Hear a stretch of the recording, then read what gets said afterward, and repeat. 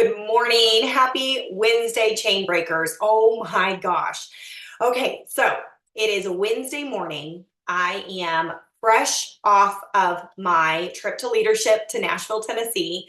And I wasn't able to find the time on Monday when we were at leadership to do our Coffee from Command Central recording, and I could not wait to get on and do it for you guys this morning. Instead, I thought, you could wait till next Monday, and I just am so excited and grateful to be home safely from leadership, but also to have had the best leadership conference I can remember in the past 22 years.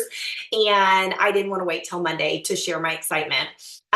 So I'm coming to you guys live this morning instead of Monday. And I just want to share my thoughts and some pretty amazing things that are happening in our Mary Kay world. One of the biggest overtones of our leadership conference, especially from our corporate staff this week while we were in Nashville, was how our company is bringing its operations and its presence in the corporate world and in the social media world, and just how we are stepping into this new era while maintaining our loyalty to the foundation of what Mary Kay built when she opened this company. And it was just such a great feeling to see the two kind of merge and, taking our timeless principles and taking our Mary Kay way of working and coupling it with this modern time. And I just could not feel more lucky and strong about being able to operate my Mary Kay business in such a time as this. The world is changing quickly, and our company is experiencing a lot of change currently, and that change is not going to go anywhere. But it just felt so good to be in the room with women on the same mission, and that is impacting the world, impacting specifically females in the world. And, there's a million which ways that you can run this business and work your own Mary Kay business. But the overall mission is the same. And that is to change lives, impact families, help women grow their confidence, and just be a light to this ever-changing world. And so it was just such an amazing conference. We heard a lot from Ryan Rogers. We had a lot of NSDs that were celebrating retirement. Lisa Madsen had a retirement party that we attended. And you guys, she is officially the highest earning NSD or anybody in our Mary Kay history. She's earned $17 million over her NSD career, and she will be the highest earner in retirement. And just to hear her share everything that she was blessed by in having a Mary Kay business of her own while raising her kids, and just walking out this Mary Kay way of working while raising her family and being a true career woman is so inspirational. And Missa and I were talking on our way home, and I said, the thing that I think that I'm going to get in, that I want to put into place, like starting tomorrow, coming home from leadership, is, I have really, and I've shared with you guys, the workbook Experiencing God, and that I worked through that workbook this fall, and it was so pivotal and transformational for me, and just really learning how to seek God first and foremost, but then how to hear when he is trying to talk to me, And I said, one of the things that I want to do when I get back is to get very intentional in my prayer life and asking God, instead of saying, God, I want to do what you want me to do. Because yes, that is true. But instead of saying it in that way, I heard a podcaster. She's kind of a social media influencer that I follow. Um, Years ago, I heard her share this, that she prays daily, thanking God in advance for blessing her with everything that she's asking to provide for him. She thanks him in advance. So let's say she has, a goal or something that she feels led to achieve or pursue. And she said, I thank God in advance for helping me to make that happen, for orchestrating all the little pieces so that that can come to fruition. And she said, I thank him in advance for making it happen. And then I quickly thank him for also taking the desire out of my heart to accomplish whatever it is that I'm asking for, if that is not the path he wishes I would take. So thank you, God, in advance for blessing my efforts and orchestrating our first $1 million year. But I want to also thank you for taking the desire out of my heart if that's not what you intend for me to be doing right now. And I thought, what a bold prayer that is. Don't allow me, God, to want something that you don't want for me. And I love that. And so that was one thing that I said. I want to get very intentional in my prayer life about what it is that I really want to accomplish, instead of just saying, God, I'll do whatever you want me to do. Instead of saying that, saying, Lord, if this would be your desire for me, and I feel very strongly that it is, because I feel in my heart this is what I'm supposed to be doing. Bless it, bless it. And if it isn't your desire for me, please take the desire away. I just love that so much.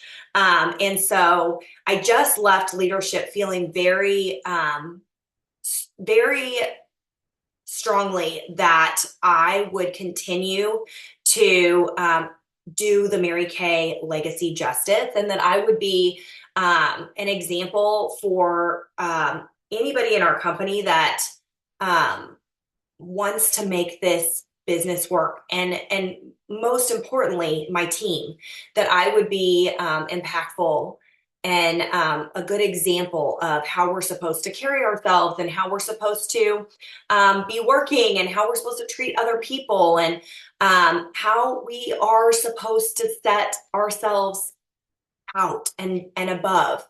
And I several years ago when I did a Bible study with our youth minister, working through the New Testament, and we would talk about that subject of like how we are holy. And I was like, I just have such a weird aversion to calling myself holy, or somebody calling me holy. Like, how can I be holy, Karen? That is just feels so, like, I think of people that are holy as like Jesus, or the saints, and she said, Amanda, do you know what holy means? Holy means set aside, set apart. God calls you holy because you choose to step out of the crowd and follow him. That is what makes you holy. It's not some superpower. It's not some you're better than everybody else. It simply means set apart. And so I just think that that's such a kind of a mirroring of what Mary Kay wanted for us as women. She wanted us to be set apart. She wanted us in an ever-changing world to let our actions and the steps that we take daily in pursuit of wins and goals in our business, she wanted it to be a nod to the rich legacy that she built through this company. Let ourselves stand out, but humbly honor others while we do it. And I just feel so strongly about that. So leadership was incredible. There are some exciting additions and changes coming. We've been through a lot of change this year, and Ryan apologized for that, but he's like, you guys, these are all things that needed to happen. And that was great to hear from him. And as we look forward into, the end of this seminar year and beyond, really, like, his vision for us is so big. And so I am excited to go out and get every bit of it. So that is a little bit, you guys are going to love this. You guys are going to love this. I got, you guys are not going to believe this. I don't even have to tell you who this is from. This morning, I got a text message from an unknown number. and it said, "Hi, here's a Starbucks gift card on me. Enjoy." And this is the voice text that came with it. I hope that you go to Starbucks, great morning, or you take somebody for an interview. But I was praying, and in my quiet time, I began to just lift you up. If I was with you today, I would hold you in my arms and tell you how Jesus, Mary Kay, and the whole Mary Kay world that knew Mary Kay would be so proud of you and what you stand for. I look at you and the Tandy Fishers and just so many girls that are just beautiful. I mean, just their image. It just, you walk in a room, you look like you're a national already. And I was just thinking about that over and over this morning about if Mary Kay Ash was alive, she would fly you to Dallas today and tell you how much she loved you. So just a little gift to show you my appreciation. Okay, so many of you would know exactly who that is. It's Angel Fry, $1 million sales director, the woman that we all adore and love so much. And if you've been to seminar recently, you know, like you guys dive over her. She truly is the epitome of Mary Kay Ash.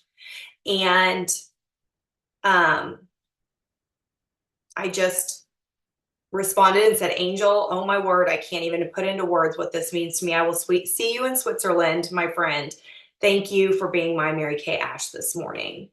And I just want you guys to know that our team is making an impact on the company right now, not corporate, but on other people who are feeling a little bit stuck in their Mary Kay businesses, and they want their team to see the growth that we're seeing. And they love watching and learning from us. And so you guys should be so proud of what you're doing in building this Mary Kay brand and building your own Mary Kay businesses. You should be so proud. So I wanted to share that message with you. That happened literally. She sent that message to me at 10:02 this morning, 10:02. So it happened right as I was getting on here. Okay, I want to read to you guys the first chapter. You know, we already read the forward from the Gumption, Grit, and Glitter book, Decisions I Made to Succeed the Mary Kay Way by Ann Newberry. I'm going to read to you guys chapter 1. The first time I met Mary Kay Ash. I truly believe women can do anything in the world they want to do if they want it bad enough and are willing to pay the price. Mary Kay. I'm sure my recruiter, Caroline Savage, I think it's Carolyn. I'm sure my recruiter, Carolyn Savage, told me something more about the company and the opportunity in Mary Kay Ash during my interview, but I remembered nothing except buy products for $1, sell them for $2. I simply wanted to start saving for my children's college accounts. Then I came to Dallas for my first Mary Kay Jamboree. Immediately after Jamboree, I attended Independent Sales Director in Training Week. You see, in those days, you got your basic team of 10 active beauty consultants, and then you went to Dallas at your own expense to learn how to become a sales director. The week consisted of a number of classes taught by Dallas area independent sales directors. Each had an impressive background and was selected to teach a particular subject. I remember they sounded brilliant. I listened and diligently took notes.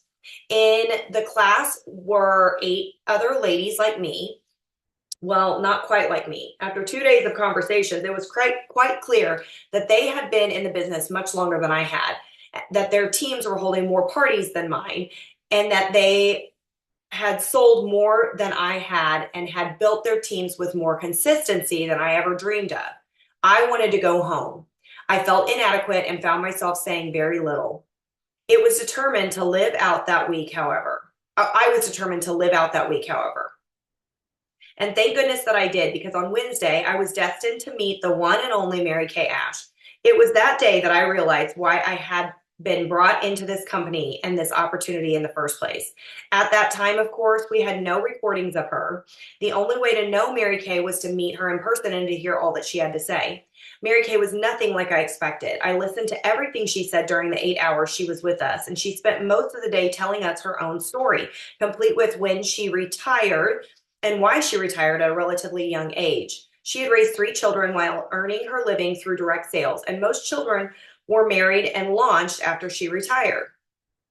Oh, sorry, those children were married and launched. After she retired, Mary Kay decided she would write a book on sales for women, feeling that women were the best salespeople in the world.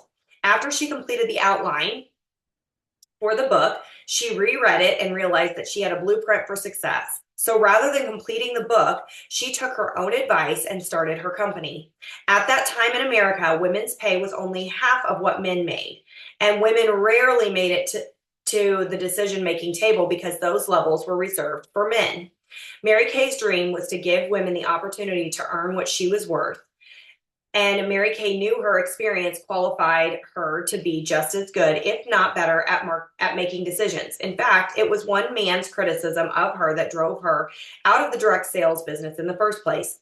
He sarcastically told her that she was always thinking like a woman and that she'd be much better off thinking like a man. Can you imagine what was going through her head that day, or what was going through my head that day? Here she was, the chairman of the board, who simply had started the company to give women the opportunity to make the money they deserved. She wanted us, these 9 women she was talking to go forth and do likewise. She wanted us to make every woman in America look and feel more beautiful than they ever had before. Up until that point, I thought I was just selling cosmetics. After hearing Mary Kay speak, I came to understand why I had been offered this opportunity. It truly was a company with a mission, and this lady was going to see it through no matter what. Her conviction was solid. Her knowledge and experience gave her credibility. Her passion for wanting more for women came through with every thought she uttered. I was mesmerized.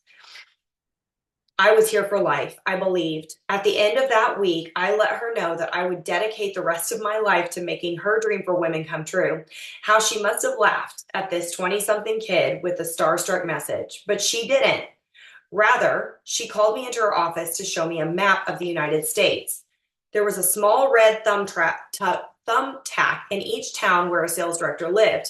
Then there was me, way up in the northeast corner of the United States. She lovingly said they called me their Star of the East. I left Dallas a new person. I had a mission now that I had not understood before. I couldn't wait to gather my team of 10 ladies and to tell them about the news. How surprised they were when I relayed my experiences with this amazing woman and told them about her dream and mission for women. They were just as excited as I was. From that evening onward, we were in motion. Before I left Dallas, Mary Kay told me, "And you are going to be the first sales director in that area because that's just the way things have rolled out. But you are not going to be able to handle all that comes your way. You are going to need help. Be sure each of your team members understands there is a room at the top for them and you will help them reach it." Isn't that awesome? Okay, so next week, Monday, we'll come and back and do chapter 2. A couple notes about our upcoming event. You guys know we have Glow Lab on Saturday, and I am going to post a little bit later today thread so that you guys can RSVP for your guest numbers and the products that we're going to be demoing. As usual, if you don't have everything on hand to demo, I'm happy to share with you guys. But I'm excited about that event. We are seeing the beginnings of some snow forecast or some snow and ice in the forecast. It looks though, anything can change on a dime. Maybe we won't get snow and ice at all. It does, though, look like if we do, it's not hitting us until Saturday afternoon, evening. So we should be fine to go on that. And of course, our success event is tomorrow night. Remember, we've changed times. The doors are going to open at 5:30. So you are welcome to come and chit chat, catch up with your friends. And then the meeting will start right at 6. We'll do recognition. And then I have a training topic, hear from our queens of the week. And we'll be finished by about 7:30 tomorrow evening. All right. Love you guys. And I can't wait to be with you tomorrow night.